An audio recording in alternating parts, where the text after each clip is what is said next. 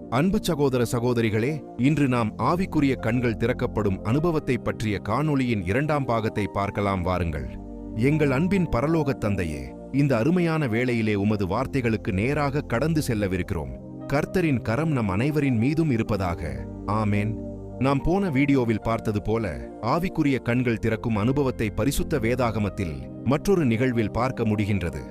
வாசிக்கலாம். எண்ணாகமம் 22ஆம் அதிகாரம் வசனங்கள் 1 முதல் 35 முடிய. பிலேயாம் என்பவர் இஸ்ரவேலரல்லாத ஒரு தீர்க்கதரிசி அல்லது குறி சொல்பவர் ஆவார். இவர் மெசபத்தோமியாவில் யூப்ரேட்டீஸ் ஆற்றின் அருகில் உள்ள பெத்தூரில் வசித்தார். இஸ்ரவேலர்கள் யோர்தான் ஆற்றுக்கு கிழக்கே மோவாப் சமவெளியில் முகாமிட்டிருந்த போது மோவாபின் ராஜாவாகிய பாலாக் என்பவர் பிலேயாமிடம் ஒரு செய்தியை அனுப்பினார். இஸ்ரவேலர்களின் எண்ணிக்கையைக் கண்டு பயந்த பாலாக் பிலேயாம் வந்து இஸ்ரவேலர்களை சபிக்கும்படி விரும்பினார். ஏனெனில் பிலேயாம் ஆசீர்வதிப்பவர்கள் ஆசீர்வதிக்கப்படுவார்கள், சபிப்பவர்கள் சபிக்கப்படுவார்கள் என்று பாலாக் நம்பினார்.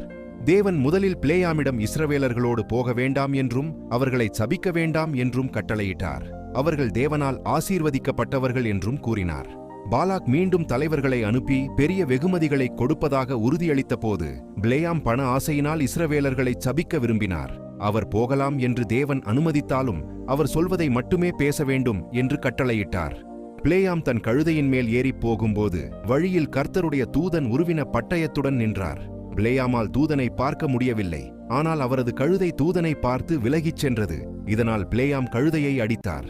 3வது முறை அடித்தபோது கர்த்தர் கழுதையின் வாயை திறந்தார். அது பிலேயாமிடம் பேசியது. அதன் பின்பு கர்த்தர் பிலேயாமின் கண்களை திறந்தார். அப்போதுதான் கர்த்தருடைய தூதனை அவர் காண முடிந்தது. பாலாக் எவ்வளவோ வற்புறுத்திய போதிலும் பிலேயாம் அவரால் இஸ்ரவேலர்களை சபிக்க முடியவில்லை. தேவன் தன் வாயிலிடும் வார்த்தைகளை தவிர வேறு எதையும் பேச முடியாது என்று கூறி பாலாக் கொண்டு சென்ற 3 இடங்களிலும் 3 முறை இஸ்ரவேலர்களை ஆசீர்வதித்தார். கிறிஸ்துவின் வருகையை பற்றிய தீர்க்க தரிசனங்களையும் கூறினார். பார்த்தீர்களா? கர்த்தரின் சித்தமாக இருந்தால் கழுதையும் வாய் திறந்து பேசும் என்று வேதம் நமக்கு கற்றுக் கொடுக்கின்றது. தேவதூதன் சொன்னபடி, நீ உன் கழுதையை ஏன் 3 தரம் அடித்தாய்?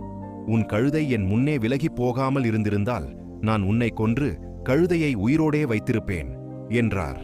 நாம் தவறான பாதையில் செல்லும்போது தேவன் நம்மை எச்சரிக்கிறார். அவருடைய கட்டளைகளுக்கு கீழ்ப்படியாமல் நாம் பிடிவாதமாக இருந்தால் நம்மை தண்டிக்கவும் அவரால் முடியும் என்பதை இது காட்டுகிறது. இருப்பினும் அவருடைய உடனடி நியாயத்தீர்ப்பிற்கு முன்பாக அவர் நமக்கு மீண்டு வருவதற்கான ஒரு வாய்ப்பை எப்போதும் கொடுக்கிறார் என்பதை இந்த நிகழ்வு உணர்த்துகிறது. கர்த்தருக்கு சித்தமானால் மற்றும் ஒரு வீடியோவில் இதன் 3ஆம் பாகத்தை நாம் பார்க்கலாம். கர்த்தருடைய நாமத்திற்கு என்றென்றும் மகிமை உண்டாவதாக. ஆமென்.